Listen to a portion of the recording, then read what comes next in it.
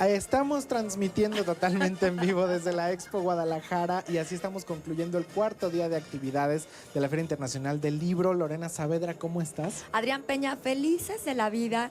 La verdad es que nos da mucho gusto que usted nos reciba en su casa, en la comodidad, porque mire, nosotros de verdad en la próxima hora tenemos que compartir pues una serie de actividades. Nos encantaría poder compartir todas.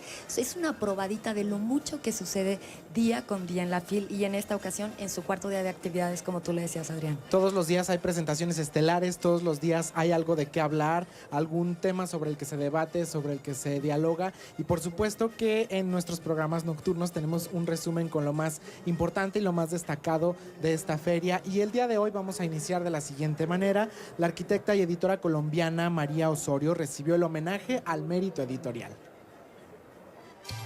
Por su amplia trayectoria en el mundo de la literatura infantil, María Osorio Caminata recibió el homenaje al mérito editorial, premio que cada año entrega la Feria Internacional del Libro de Guadalajara. Su presidente, Raúl Padilla, expresó: Este año, el veredicto del comité, es un comité internacional de editores, fue unánime, como lo están siendo los aplausos, al decidir entregar este reconocimiento a María Osorio Caminata por su exitoso empeño y especialización en torno a los libros para niños.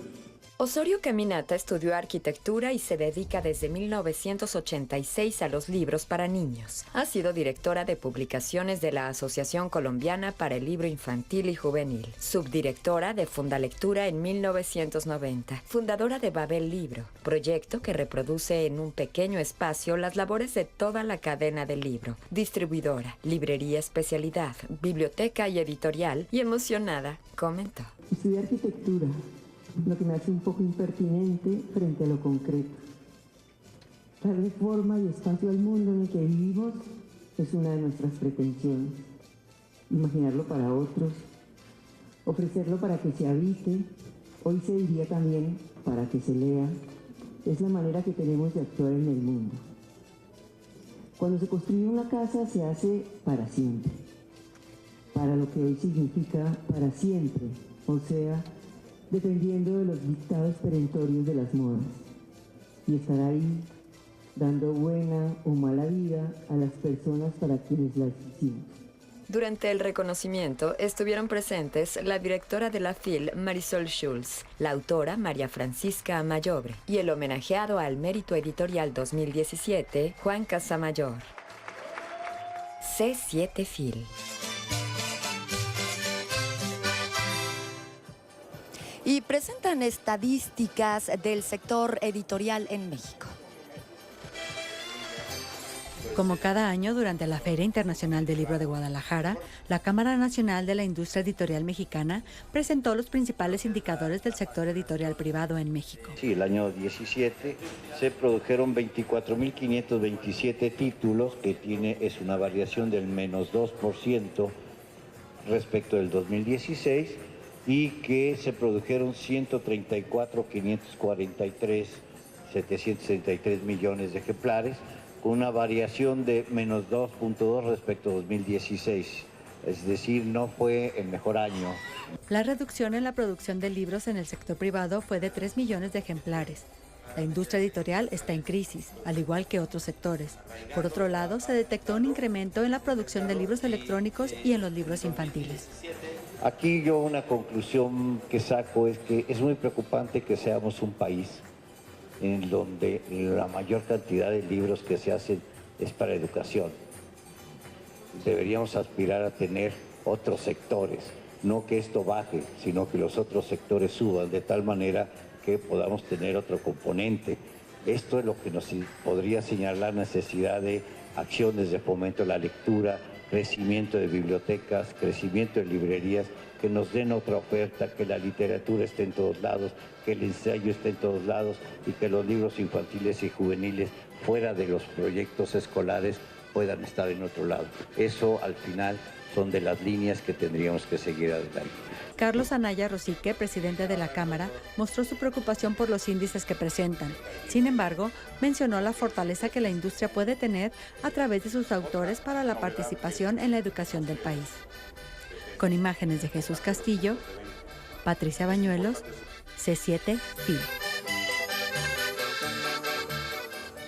Me da mucho gusto dar la bienvenida a nuestro primer invitado del día de hoy. Ya está con nosotros Leopoldo Mendívil López y él es el autor de Secreto Biblia, del libro que vamos a hablar a continuación. Bienvenido, gracias por estar con nosotros, Leopoldo. Querido Adrián, es un honor para mí estar con ustedes. Nosotros también estamos contentos de recibirte, que justo aquí lo tengo en mis manos, Secreto Biblia, que el año pasado platicábamos de otro secreto, ¿no? Secreto Vaticano, pero ahora, bueno, este libro, esta pues novela, tú digamos que partes digamos desde el recurso que es la Biblia o que ha sido para dominar a la humanidad, ¿no? Por ejemplo. ¿Y de dónde vienen estos secretos? ¿Cómo se va desarrollando esta historia? Pues mira, Adrián, lo que pasa es que yo comencé con eso porque se ha dicho la frase de que varios de los peores crímenes de la humanidad se han hecho en nombre de Dios o en nombre de la religión. Desafortunadamente eso es verdad. Entonces, ¿cómo es posible que el Dios del amor haya suscitado esto? ¿Por qué es que existió la Inquisición, donde mataban a personas por pensar? O, por ejemplo, existieron la quema de mujeres en Salem por parte de los luteranos que quemaban a mujeres diciendo que estaban satanizadas. Entonces, y luego las cruzadas. O si te pones a ver todo lo que ha generado la religión, te extraña que sea el Dios del amor el que lo engendró todo. Entonces, en la investigación del Secreto Biblia es nada más esta. ¿Qué cosas de la Biblia sí son de Dios y cuáles son cosas que metieron humanos para deformar a la religión y para deformar la palabra de Dios? Y todo el mapa es Secreto Biblia. En Secreto Biblia viene santo y seña de quienes modificaron la Biblia a lo largo de siglos para convertirla en un libro de guerra. Y de persecución. Y que además nosotros vamos a ir siguiendo un personaje mexicano, ¿no? Que es un policía mexicano. Así es. Max León. Sí, ¿A dónde viaja Max León?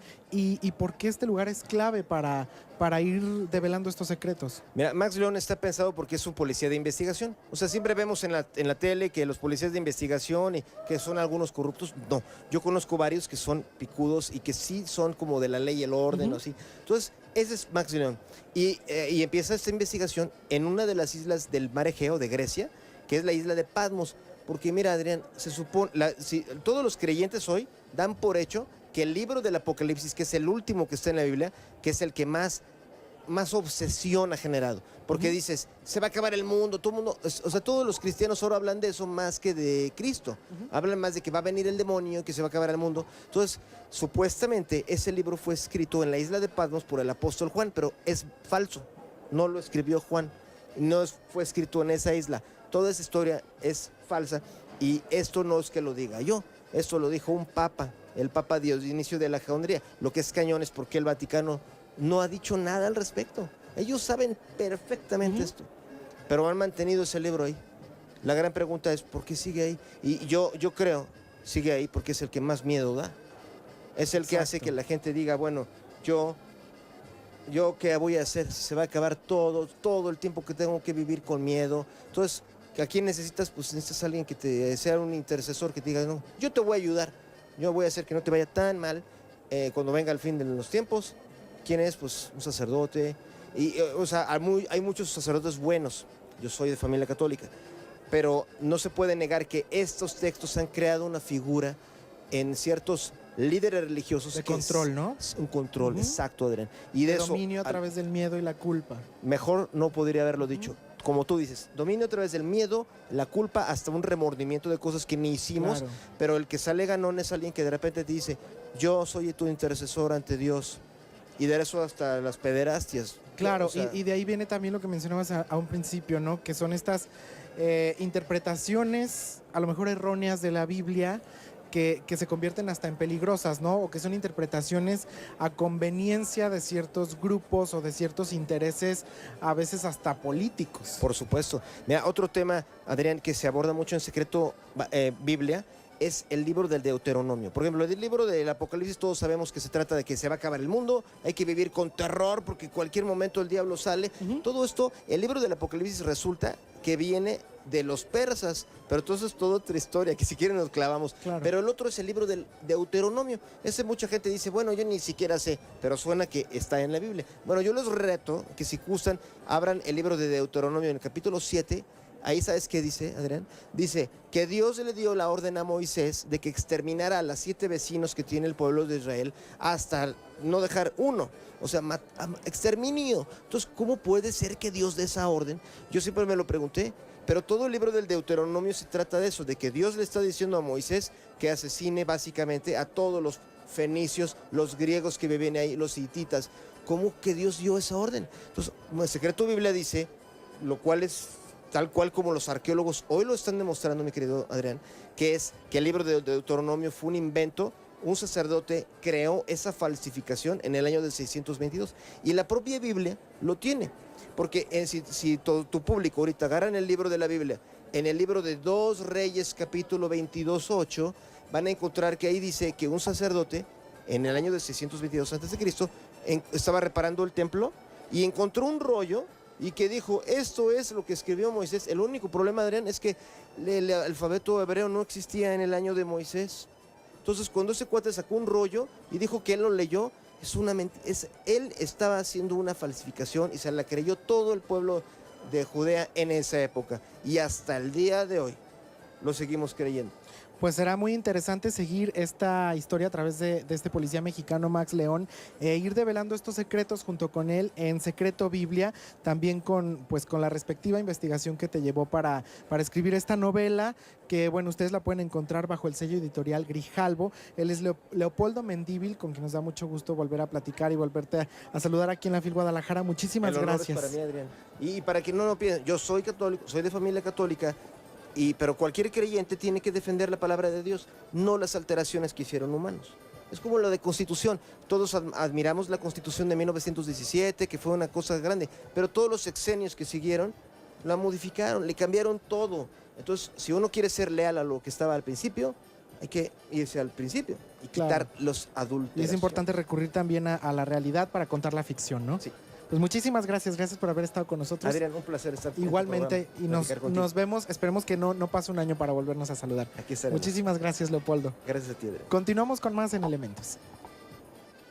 Como un homenaje en vida al escritor nicaragüense Ernesto Cardenal, Amigos y Poetas realizaron la presentación de su más reciente libro, Hijos de las Estrellas, y se habló de su vida y obra, quien ha sido un gran autor de la literatura de América Latina. La promotora cultural, María Eugenia López Brun, dijo: Yo creo que Cardenal ya está presente en toda la historia de América y en toda la historia del mundo, pero sobre todo en la historia de los pueblos originarios, porque él es un gran comprometido con los pueblos indígenas de Nicaragua y también de toda la América Latina. Así que ya Cardenal es alguien que está en la vida presente y que quedará presente para siempre en la historia y en la que se construye todos los días en nuestros países. Poeta, sacerdote, teólogo, escritor, traductor y escultor, Cardenal se ha distinguido por ser un referente para las causas sociales. Actualmente se encuentra delicado de salud, por lo que su asistente, Luz Marina Acosta, compartió. Es una cosa maravillosa que un hombre a esa edad tenga su cabeza perfecta, siga produciendo, siga marcándonos la pauta en las cosas que actuales, porque Ernesto es un hombre actual en la poesía, porque incluso un hombre que está haciendo poesía científica o poesía de la ciencia. El libro se presentó durante la Feria Internacional del Libro de Guadalajara. C7 FIL.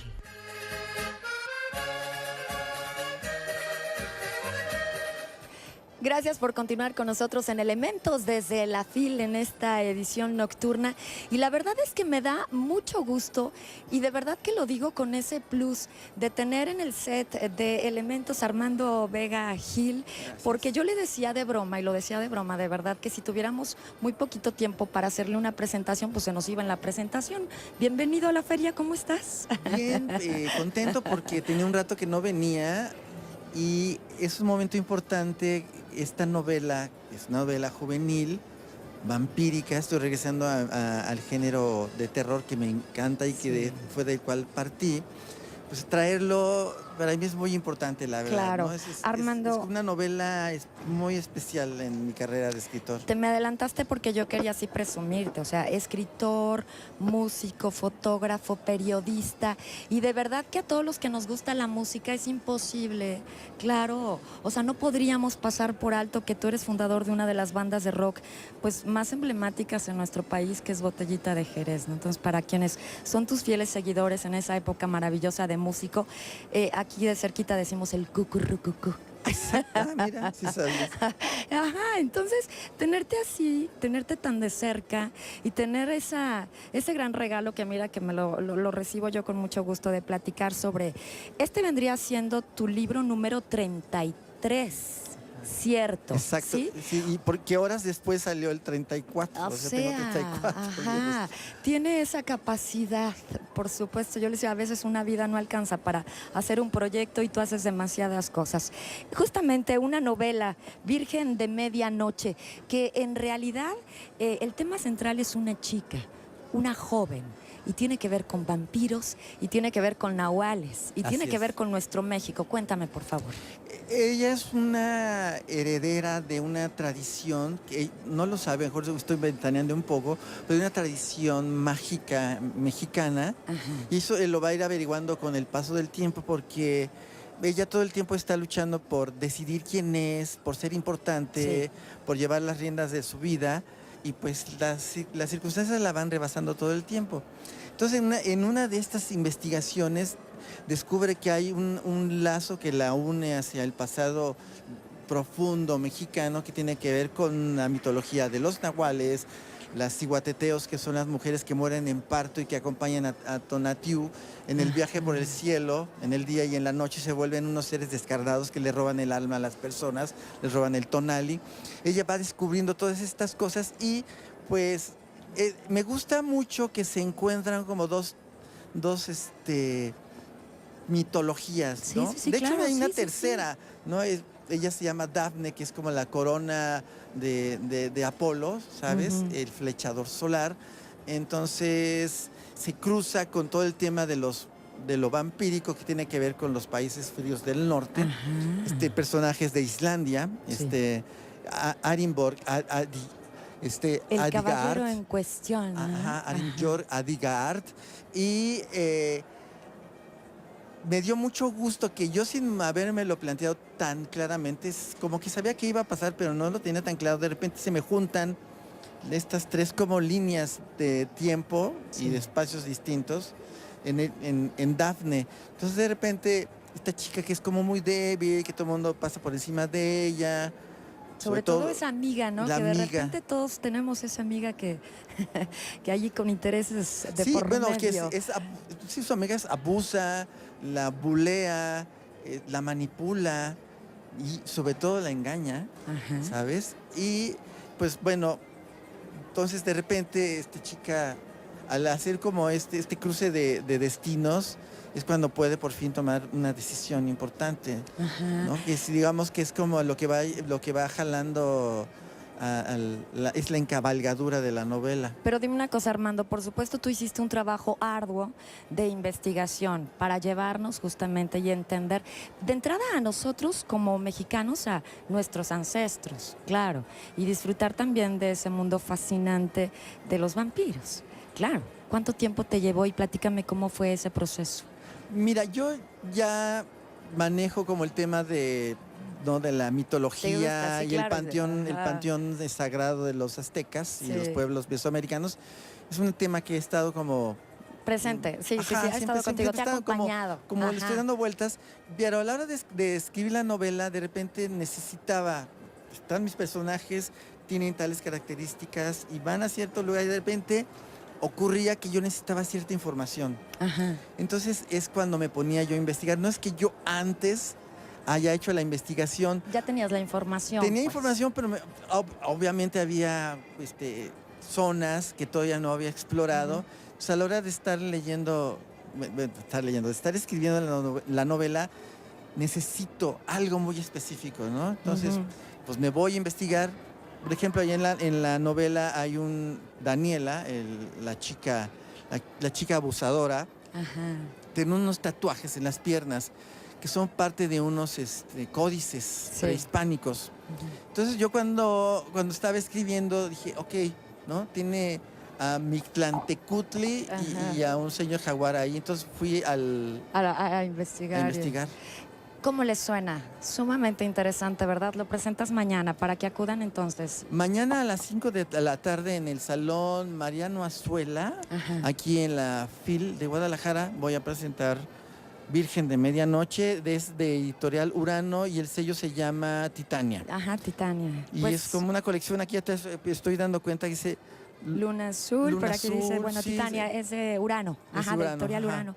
Pues ya lo saben, un gusto tenerte, Gracias. Armando Vega Gil, para quienes disfrutaron de Botellita de Jerez en aquel tiempo, una vez más te lo digo, el cucurrucucu. Me encanta estar tan cerca de ti. Gracias. Felicidades por este trabajo y por ese gran talento. Que siga, por supuesto, y que sigan los premios y que sigan los reconocimientos y que siga esa visita en la feria. Gracias por estar con nosotros. Gracias a ti por esta muy bonita entrevista. Gracias.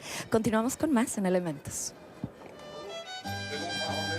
Raúl Padilla López, presidente de la Feria Internacional del Libro de Guadalajara, anunció el día de hoy que el Bienal de Novela Mario Vargas Llosa, después de realizarse por 2 años en Perú, se trasladará a la ciudad de Guadalajara en el año 2019.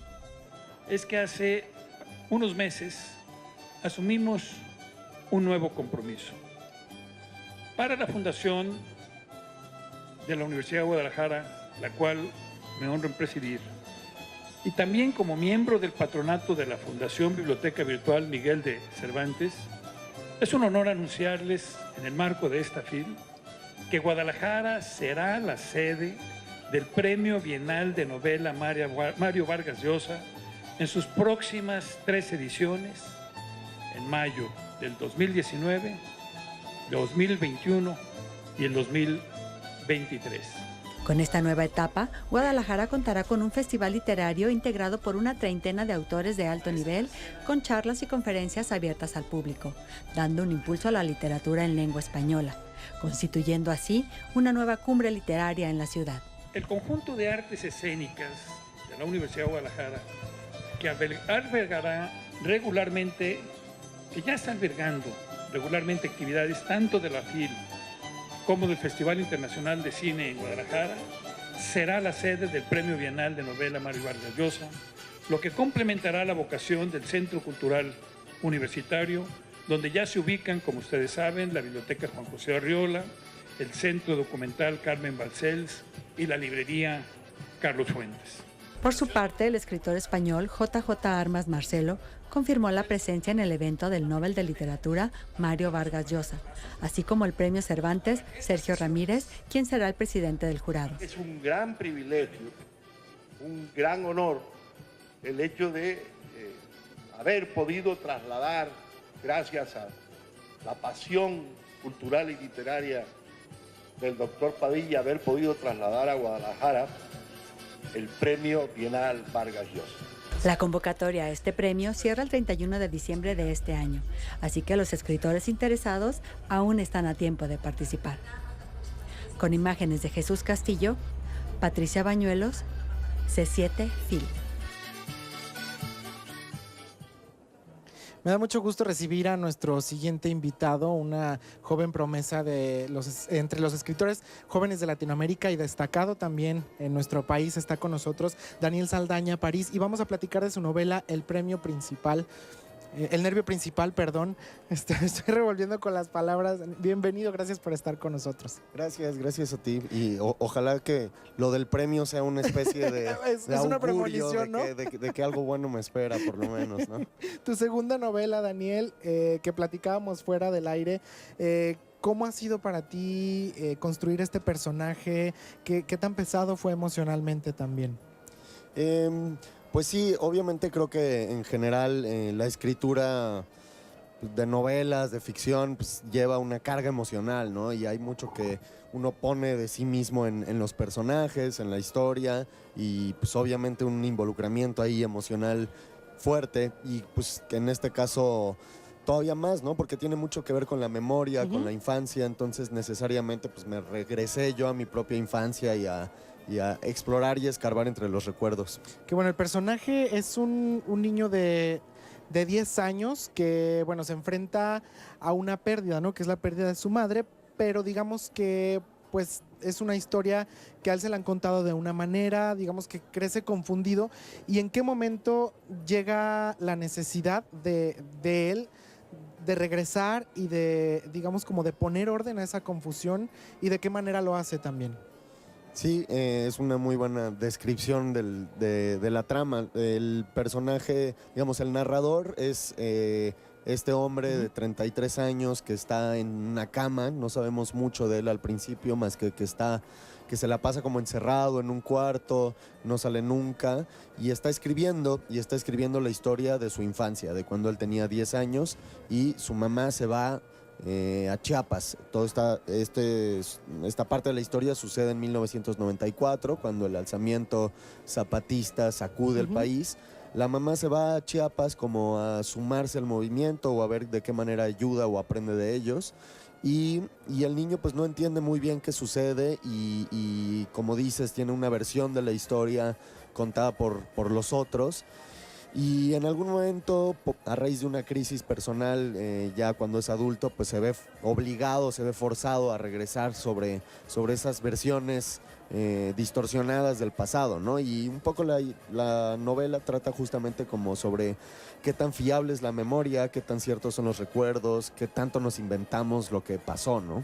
¿Qué tanto nos inventamos o qué tanto nos lo inventan los que están a nuestro alrededor, ¿no? Que, bueno, nosotros solemos crecer con ciertas historias y a veces no comprendemos por qué somos de tal o cual forma, ¿no? Y a veces son necesarias estas regresiones. Yo te platicaba que es pues muy, muy parecido a lo que ocurre en el psicoanálisis, ¿no? Que van desde cero a esta regresión en la infancia, que vas comprendiendo muchas situaciones que bueno, paso a paso vas recorriendo tu niñez y entonces dices, entonces soy así por esto y esto, pero aquí lo hace él solo y con el recurso que es la escritura, ¿no? Que bueno, ahí me parece afortunado que tenga ese talento o ese medio de expresión, o que pueda sacarlo a través de escribir.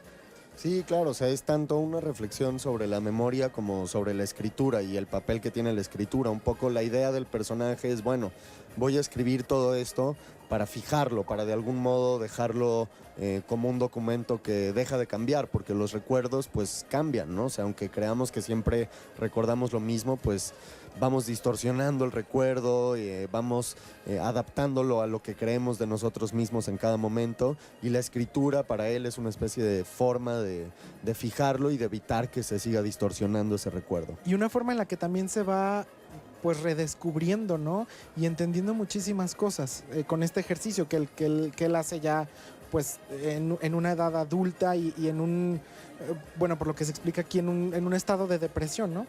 Sí, bueno, tú hablabas del psicoanálisis. Creo que la otra metáfora posible también es la del detective. De algún modo se convierte en una especie de detective de sí mismo, detective de su pasado. Hay un juego, digamos, con las novelas de detectives y de cosas parecidas, y él pues va un poco como buscando pistas en la historia de su propia vida, la historia de su infancia, la historia de sus padres, de la relación de sus padres, como tratando de encontrar el momento en el que todo se empezó a romper, ¿no? Pues un gusto poder platicar contigo, Daniel Saldaña, el nervio principal, y esperemos que para la próxima que platiquemos ya, ahora sí sea el premio principal, ¿no? Órale, esperemos que así sea. Muchas gracias. Muchas felicidades, y bueno, lo pueden encontrar bajo el sello editorial de El Sexto Piso. Aquí está la portada para que se la graben, y un gusto como siempre poder platicar contigo. Muchas gracias, que estés muy bien. Continuamos con más después de la pausa en Elementos.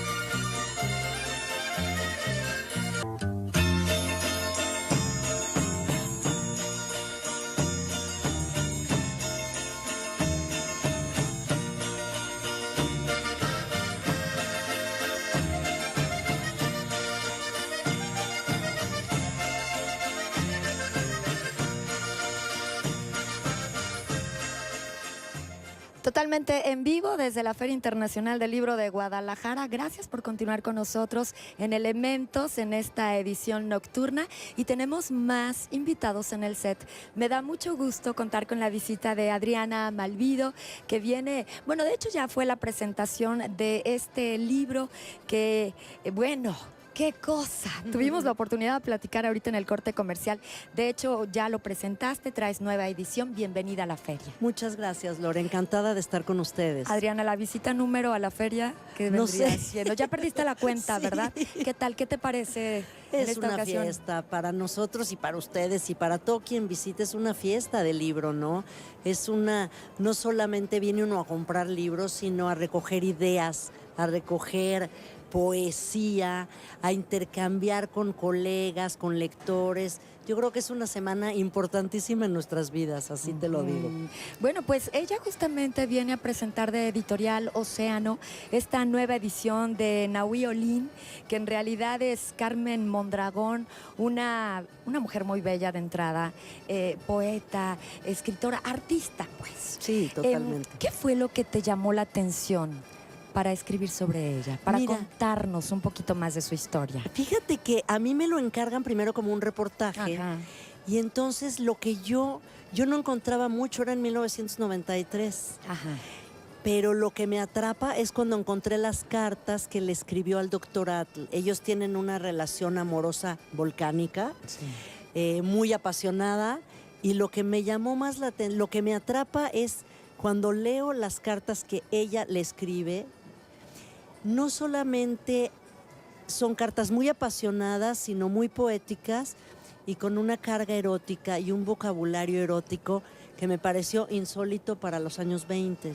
Y dije, si esta mujer se atrevió a escribir así y a expresarse así y a hablar de su deseo de esa manera, tiene que haber sido una persona muy interesante, ¿no? Y entonces a raíz de ese reportaje, sí, claro, entonces surge esta historia. Yo lo que quería era buscar la voz de Nahui, que ella nos hablara de ella, porque Lore, había muchas leyendas. Sí, claro. Y lo que te decía, ¿qué decían? Que era la mujer más bella en la época de los 20, que había sido retratada por todos los artistas.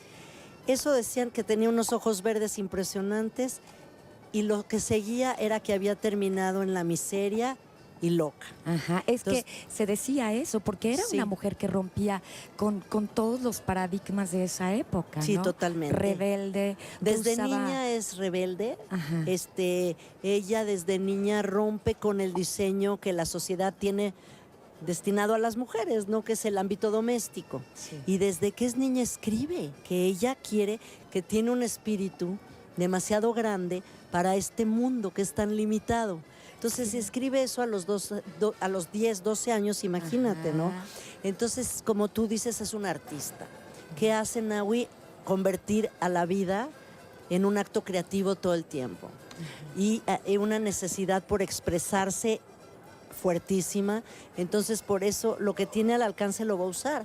Usa la pluma para escribir poesía, prosa, el pincel para pintar y su propio cuerpo para expresarse también. Con su cuerpo ella hace, ahora dicen que puede ser una pionera del performance, porque cuando modelaba, cuando era una modelo, ella participaba y lo dice en un poema. Entonces, sabes que por donde quieras ver a Nahui Olin era un personaje interesante y rico, también porque es una época de México, con una rica efervescencia cultural, con un nivel, nos estamos reinventando después de la Revolución Mexicana, después de tantos años con mirada a París y a Francia en el Porfiriato, llegan los muralistas, llega Vasconcelos a la CEP, los escritores se vuelcan a buscar nuestra identidad. Y Nahui está en medio de todo eso, ¿no? Y es justamente lo que tú nos presentas en esta edición 2018 de la Feria Internacional del Libro. Lo que tú tienes en tus manos es la nueva edición. Esta es la nueva edición que está actualizada, corregida y tiene aumentada, un capítulo nuevo. Sí. Como dicen. ¿Cómo fue esa búsqueda? Hay fotografías en este libro que ya medio yo intentaba mostrarles algunas imágenes de ella, incluso la que estaban viendo hace un momento en pantalla. Creo yo, tú me dirás, tú eres la experta, quizá la imagen más emblemática de ella Podría ser. Hay varias, la que tú mostraste es una de ellas, es de Antonio Garduño, y también las de Edward Weston. Las de Edward Weston, que es la portada, Edward Weston. Hay otro retrato de ella que es muy fuerte, que ha recorrido el mundo y que por el nivel de expresión, Edward Weston decía que eran sus mejores fotografías en México cuando él retrató a todos los artistas mexicanos. Decían, las que hice de Now Olin son las mejores. Y tú vas, investigas, por supuesto, como lo sabes hacer muy bien, y das con algunas imágenes inéditas y justamente son las que se plasman en esta publicación. Sí, porque después de 25 años, yo todos estos años he seguido investigando. Y por supuesto que van apareciendo cuadros de ella, pinturas, fotografías, y di con un archivo, el archivo de Federico Pearl, que fue muy generoso en compartir conmigo. Encontré cartas nuevas al doctor Atl, cartas del capitán Agosino, que es su último gran amor, un capitán de barco. Encontré fotos de ella de niña con la familia, con Rodríguez Lozano, su primer marido, bueno, el único que tuvo. Y también fotografía de ella mayor, ¿no? Que para mí era como muy importante verla, porque hay tanta leyenda alrededor. Como tú decías, decían que estaba loca. Entonces, es que decían que estaba loca. Yo pongo en entredicho esa locura. Digo, loca a los ojos de quién. Era una mujer muy desafiante, muy fuerte, era independiente, hizo de su vida lo que quiso. La libertad era su principal valor, ¿no? Claro. Y su pasión por la vida. Entonces, ella da clases toda su vida, como ¿por qué estaba loca? ¿A los ojos de quién? Yo creo que se adelantó mucho. A su época. Y ahora por eso me interesa tanto que lo lean los jóvenes y se está conectando muy bien con los jóvenes. Claro, para todos los jóvenes que de repente sienten que no caben, que el espíritu no les cabe o que tienen ese mismo espíritu justamente de ella, que era rebelde y que iba en contra de todo lo que le decían. Y podrían que cambian, proponen nuevos modos de vida y de relacionarse hasta con la pareja, ¿no? Y a tus ojos, con este último capítulo, es que cada quien diga, realmente estaba loca, como se decía. Dejar la vamos pregunta. a descubrir. Muchísimas gracias, Adriana Malvido, por este trabajo extraordinario de investigación. Y bueno, por supuesto, vamos a conocer más de esta belleza mexicana. Muchas poeta, gracias a ti, artista. Lore. Gracias, y ya lo saben, es de Ha sido un Editorial gusto. Océano. Un gusto tenerte con nosotros y continuamos con más en Elementos.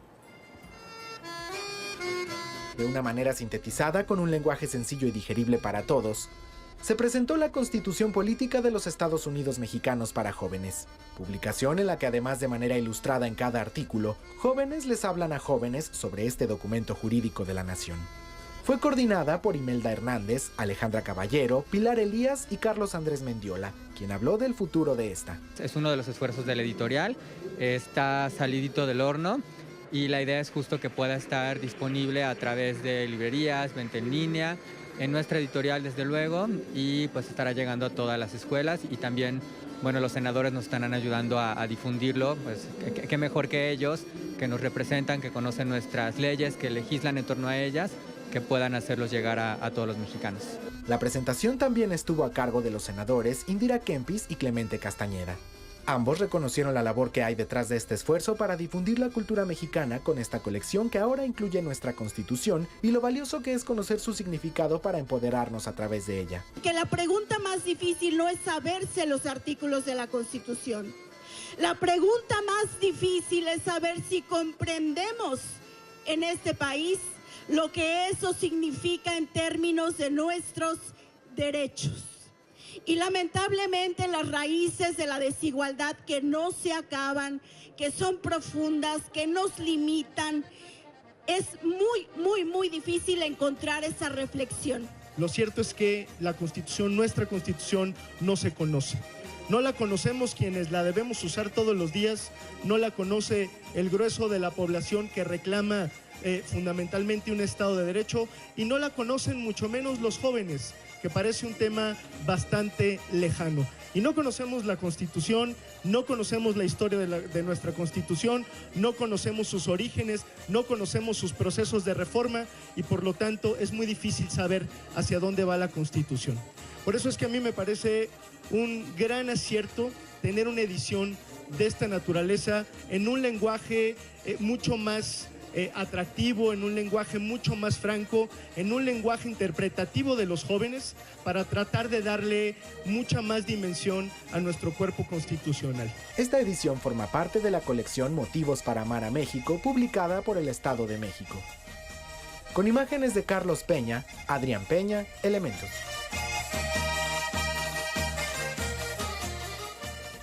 Y el día de hoy, alrededor de la 1 de la tarde, se escucharon las notas de un mariachi en la Expo Guadalajara. Si quieren saber qué hace un mariachi en la FIL, vean lo siguiente.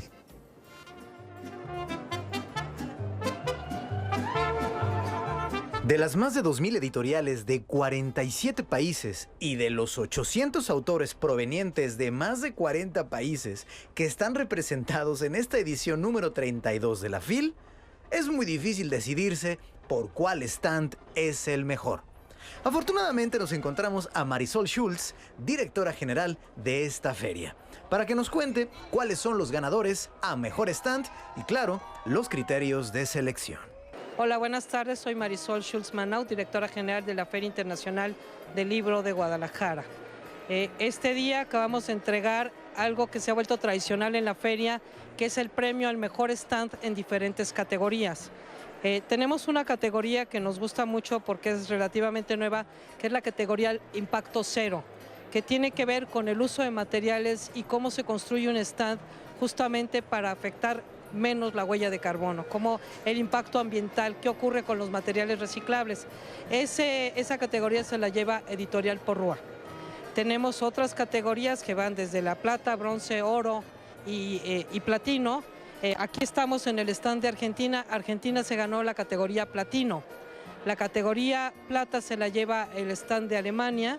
Tenemos la categoría bronce, que fue plata fue Taiwán. Tuvimos también la categoría bronce para un colectivo de editoriales independientes que es Tragaluz y otras editoriales de Medellín. Y de alguna manera entre Taiwán, Argentina, Porrúa, Tragaluz es como se hace todo este trabajo. Normalmente lo que hacemos es que hay un grupo de expertos un jurado que se convoca distinto cada año, de diseñadores, arquitectos, gente que trabaja montaje de stands, y son los que definen una vez que recorrieron toda la feria. Así que ya lo sabes, la FIL nos permite estar en cada uno de estos países a través de sus stands. Es como viajar sin moverse. Son como pequeñas embajadas en nuestra ciudad. Ven y conócelos. Con imágenes de David Hernández, Juan Pablo Balcells, C7 FIL. Y la FIL también es un espacio para agradables encuentros. Durante la Feria Internacional del Libro de Guadalajara se realizó una charla íntima entre los escritores Laura Restrepo y Antonio Lobo Antúnez, quienes compartieron entre risas parte de su admiración de la obra de cada uno. Laura Restrepo dijo: yo creo que si la literatura de Antonio es tan poderosa, es porque tanto el autor como cada uno de sus personajes tienen siempre presente la idea de que saben que van a morir. Y en sus libros la vida es tan intensa, justamente en la medida en que la noción de la muerte está siempre palpitando detrás. Yo creo que ese es uno de los elementos que hacen que en cada uno de sus libros Antonio exprese a través de las palabras un universo que está más allá de las palabras. Y a manera de entrevista, la escritora colombiana Laura Restrepo realizó una serie de preguntas al autor de Memoria de Elefante, por lo que él mencionó estar emocionado por compartir con una mujer dedicada y distinguida en el mundo de las letras. Estoy siendo muy sincero. Yo soy latino, soy sincero. Es para mí un gran honor estar aquí con Laura, que además es tan guapa y lo sigue siendo. Y tengo una debilidad con las señoras guapas.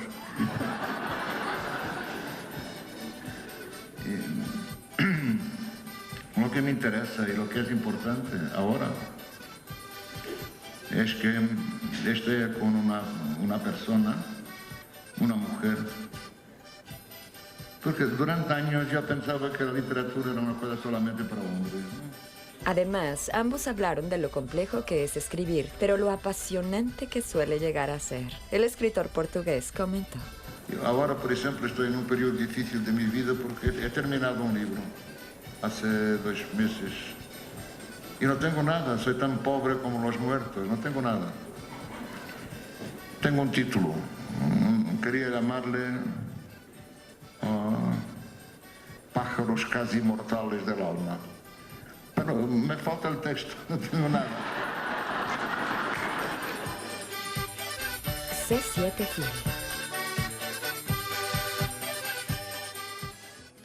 Y bueno, otro de los estelares del día de hoy fue el periodista Jorge Ramos, que presentó el libro, además tuvo firma de autógrafos, y antes de su firma de autógrafos tuvo oportunidad de platicar con sus lectores, también con medios de comunicación, pero nosotros tenemos una entrevista exclusiva que realizó Paloma Cumplido, así es que se las compartimos a continuación.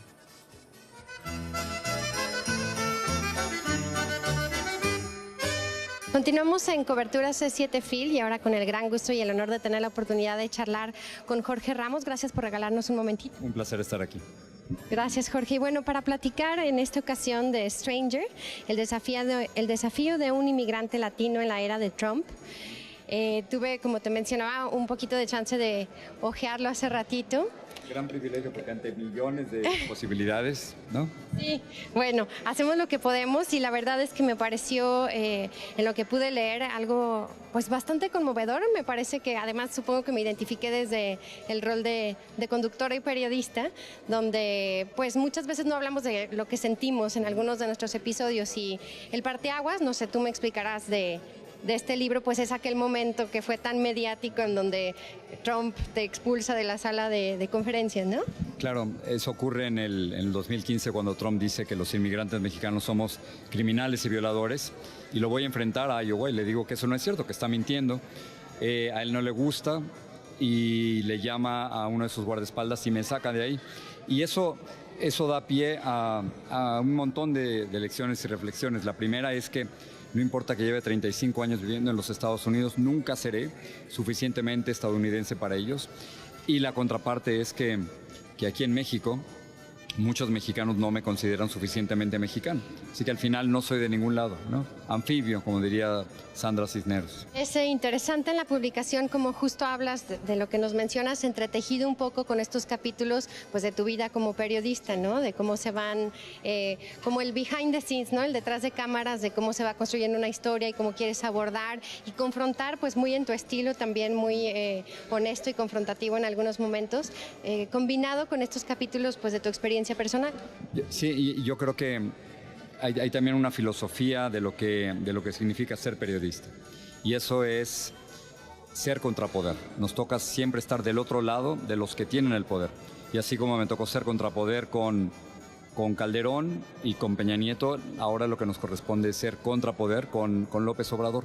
Esa es nuestra función. En el momento que estás muy pegada al poder, que vas a los bautizos de los poderosos, a sus bodas, a sus fiestas, a los antros con ellos, ahí se acaba cualquier distancia con los poderosos y terminas de ser periodista para ser su aliado. Incluso hablas un poco, bueno, de tu experiencia también hablando como docente de periodismo, ¿no? Y un capítulo mismo que dice cuándo dejar de ser neutral. Hay que dejar de ser neutral cuando nos toca cuestionar a los que tienen el poder. Y creo que en casos de racismo, de discriminación, de mentiras públicas, de corrupción, de violación a los derechos humanos, de dictaduras, esos son los momentos en que hay que dejar de ser neutrales. Desde la campaña, digamos, ya anticipabas un poco el personaje peligroso que representa Donald Trump. Ahorita ya ha avanzado pues su mandato y un poco como lo has mencionado en otras entrevistas, ya la gente un poco más acostumbrada, normalizándose un poco este tipo de situaciones. ¿Cómo sostener esta postura también y que sea de largo aliento esta confrontación y esta lucha? Trump ha normalizado el racismo, lo que antes no se atrevía nadie a decir, que los inmigrantes, por ejemplo, son criminales y violadores, que la gente de África y de Haití vienen de países de basura, como él lo dijo, que ciertas personas no pueden hacer su trabajo solo por su origen. De pronto se ha convertido en algo normal. Y 63 millones, y no es Trump solo.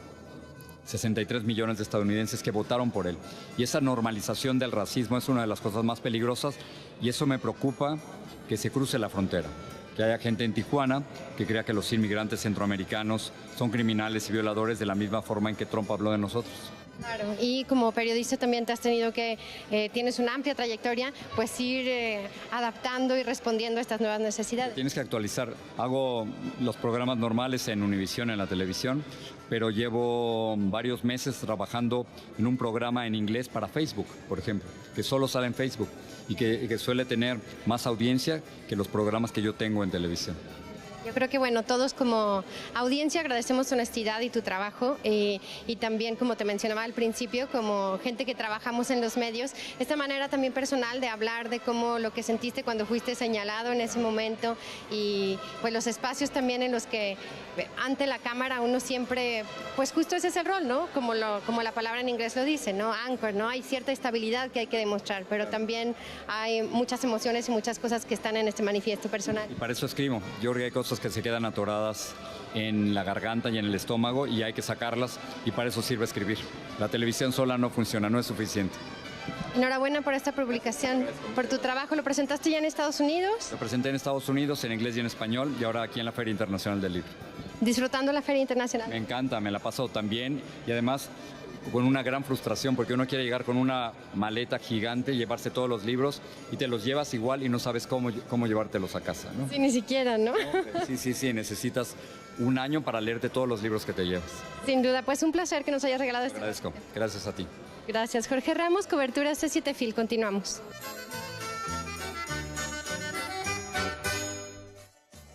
Recordemos que la FIL también es ciencia y la ciencia es para todos. Con el propósito de promover la cultura científica entre la población a través de los libros, un grupo de científicos visionarios crearon el proyecto de la Ciencia para Todos, un concurso impulsado por el Fondo de Cultura Económica con el apoyo de la Secretaría de Educación Pública y el CONACYT, detalló Laura González, organizadora del concurso. Este concurso nació hace 30 años y parte de la colección La Ciencia para Todos que creó hace muchos años más el Fondo de Cultura Económica. Bueno, hace 30 años que existe la colección.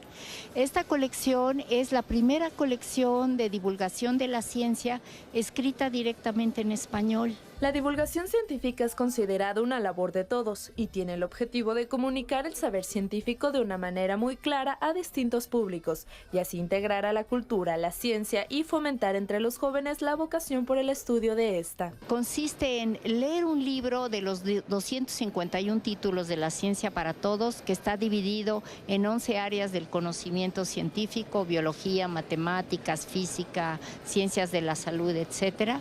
Y se trata de que lean un libro por rangos de edad y por tipo de género discursivo. Entonces, de 12 a 15 años hacen un resumen de unas 4 cuartillas, de 15 a 18 una reseña, de 18 a 25, aunque ahora, bueno, cambiamos un poco, hacen un ensayo y luego también hay una categoría dirigida a los maestros en activo en las que participan con un ensayo didáctico. La convocatoria para el 16º concurso se abrió este año para cerrar en el año 2019 y podrán participar jóvenes entre 12 y 30 años, así como profesores en activo de acuerdo a los requerimientos establecidos en las bases, las cuales se pueden consultar a través de la página del Fondo de Cultura Económica o del concurso Leamos la Ciencia para Todos. Con imágenes de Eduardo Cárdenas, Claudia Padilla, C7 Fil.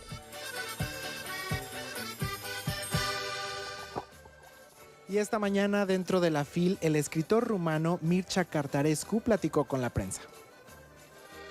El ganador del premio Formentor de las Letras 2018, Mircea Cărtărescu, es quizás uno de los escritores especiales invitados a la Feria Internacional del Libro de Guadalajara. El autor compartió durante rueda de prensa algunos de los detalles que envuelven sus textos.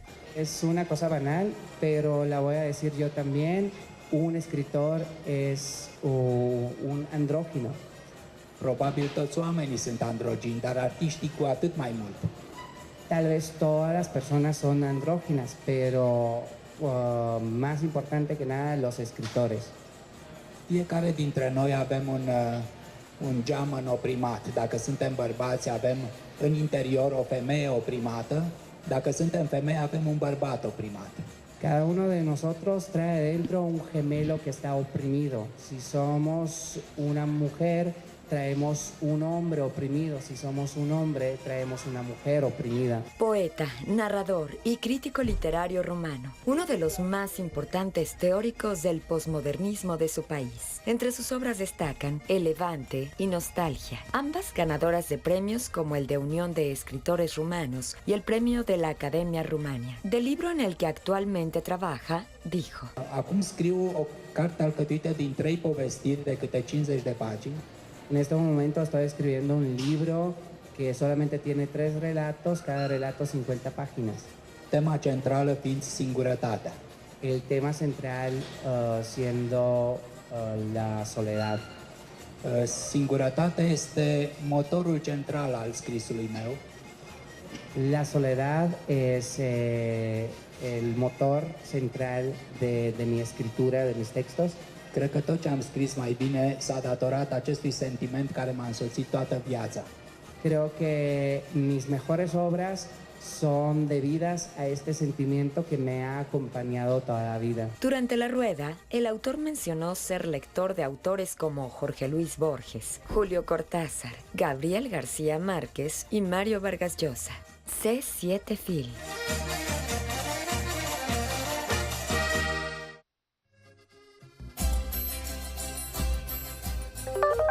Mañana, homenaje al bibliotecario Sergio López Ruelas en el Auditorio Juan Rulfo, planta baja, a las 13 horas. En el Pabellón de Portugal se realizará Descubre Portugal con sus escritores. Participa Lidia Monteiro, mañana, a las 11 de la mañana. Homenaje a Sergio Pitol. Participa Margot Glantz y Mario Bellatín en el Salón 5, planta baja, mañana a las 18 horas.